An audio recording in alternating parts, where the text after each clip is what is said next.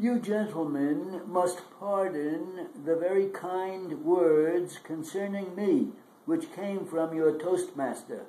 They are the result of an old friendship beginning when he was my client in Boston and one of the first clients that I had. In order to preserve and to extend the rights which you are discussing this evening, the right of a manufacturer who has given reputation to particular goods which he creates to fix the price at which these goods shall be sold to the consumer, it is necessary to make absolutely clear the reasons why you ask that right, and to make clear also the difference between that trade practice and another class of facts with which the fixed price policy is often confused. I can conceive of nothing more prejudicial to the maintenance and extension of the right of a manufacturer to fix the selling price to the consumer than to generally state against the provisions of the Sherman Act or against the attitude of the government in endeavoring to enforce that beneficent statute. The danger to business discussed this evening arises from the fact that men have failed to draw the distinction between a manufacturer fixing the retail selling price of an article of his own creation and to which he has imparted his reputation, and the fixing of prices by a monopoly or by a combination tending to a monopoly. And what you as manufacturers need to protect your just right so to fix retail prices, and what you publishers need in order to preserve efficient and generous advertisers, is to draw clearly that distinction and to frown upon any general denunciation of the law against monopoly.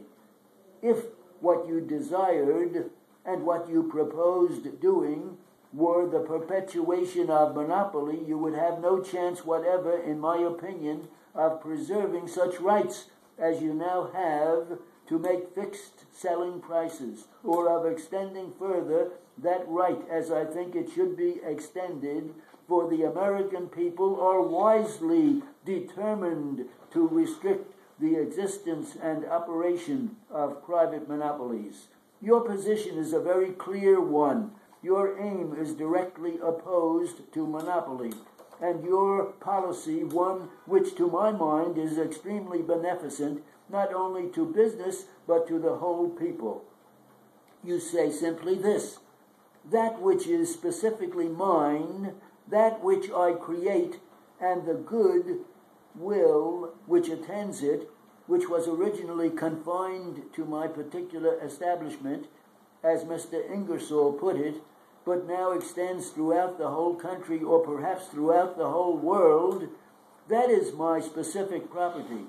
I have made it valuable to myself, and I make it valuable to the consumers, because I have endowed that property with qualities on which everyone who purchases my goods may rely.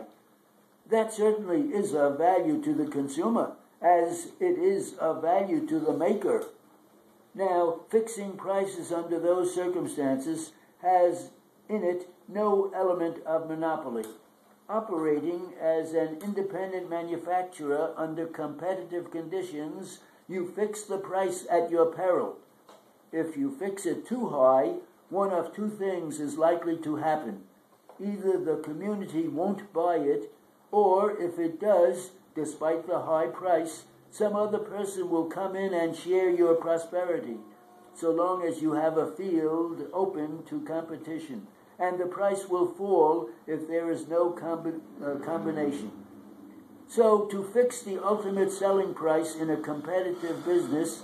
is not a restraint of trade in any proper case. On the contrary, it stimulates trade because it gives an appropriate reward to the man who creates. And it is of the essence of trade to make as large as possible the rewards of successful creation.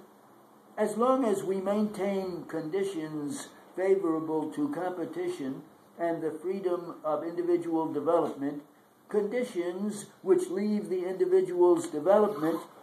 untrammeled by superior power, so long may we safely allow men to take what profit they can get from an expectant public, and to exercise the largest degree of liberty in the marketing of their products. But the moment that you endeavor by a combination of superior power to close the field of competition or to restrict individual effort, the moment that you take away from the people that protection which comes from the incentive to the individual to create, and in the opportunity of the customer to discriminate in his purchasing, as you do when you close the avenues of complaints, then a grave danger arises to progress and to the general welfare, and it is against such danger that the Sherman Law was properly directed.